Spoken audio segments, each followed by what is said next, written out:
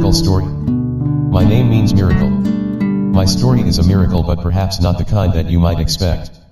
Growing up in a Christian home in Angola, I was faithful to my church's teachings and worked as a missionary in my home province. But when I moved at the age of 14 to work in Angola's capital Luanda, I couldn't find a congregation that belonged to my denomination. I refused to worship in another church because I strongly believed that only my denomination correctly understood the Bible. So, I worshipped at home every Sunday for a year. Going back to my hometown for a visit, I learned that the Bible teacher from my church and several of my friends had joined the Seventh-day Adventist Church. The news upset me, and I harshly criticized my friends to their faces. How could you accept the teachings of another denomination? I scolded them. My friends didn't argue with me. One day, I went to the home of my former Bible teacher to ask why she had become an Adventist. She welcomed me with a smile. Upon hearing my question, she explained that she had learned from the Bible that God had blessed the seventh day, not the first day. She showed me from the Bible that God sanctified the seventh day at the end of creation week in Genesis 2 verses 1 to 3, reading, "Thus the heavens and the earth, and all the host of them, were finished. And on the seventh day God ended his work which he had done, and he rested on the seventh day from all his work which he had done. Then God blessed the seventh day and sanctified it, because in it he rested from all his work which God had created and made." Then she showed me that God memorialized the seventh day as the Sabbath in the fourth commandment in Exodus 20 verses 8 to 10, reading, "Remember the Sabbath day, to keep it holy. 6 days you shall labor and do all your work, but the seventh day is the Sabbath of the Lord your God. In it you shall do no work, you, nor your son, nor your daughter, nor your male servant, nor your female servant, nor your cattle, nor your stranger who is within your gates."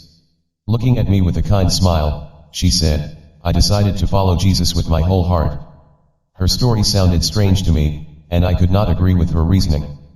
She offered me a Bible study on the Sabbath, but I refused to listen to her any further.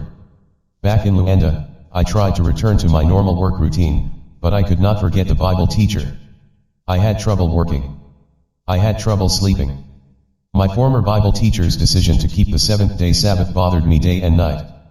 Finally, I resolved to go to a Seventh-day Adventist church and find out why its members keep the seventh-day Sabbath. I needed to find peace. The next Sabbath, I entered an Adventist church. I had never set foot inside the church of another denomination, but I was determined to find peace. I needed a miracle. Someone told a church leader about my question about the Sabbath, and the leader showed me the same verses that the Bible teacher had read to me. I stayed for the Sabbath worship service. The sermon did not impress me. It was so different from the sermons that I had heard in my church, and I did not like it. But the next Sabbath, I returned to the church. The following Sabbath, I returned again.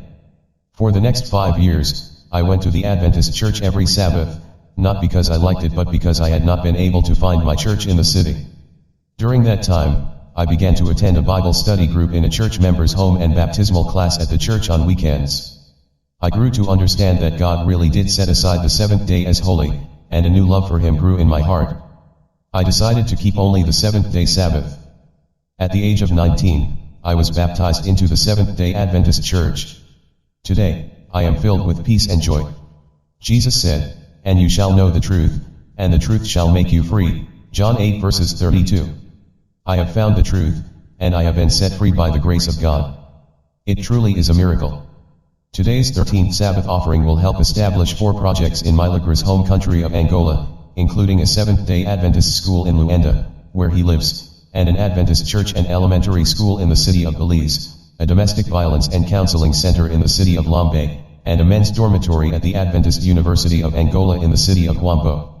The offering will also help projects in Malawi and on the Indian Ocean island nation of Mayotte. Thank you for planning a generous offering.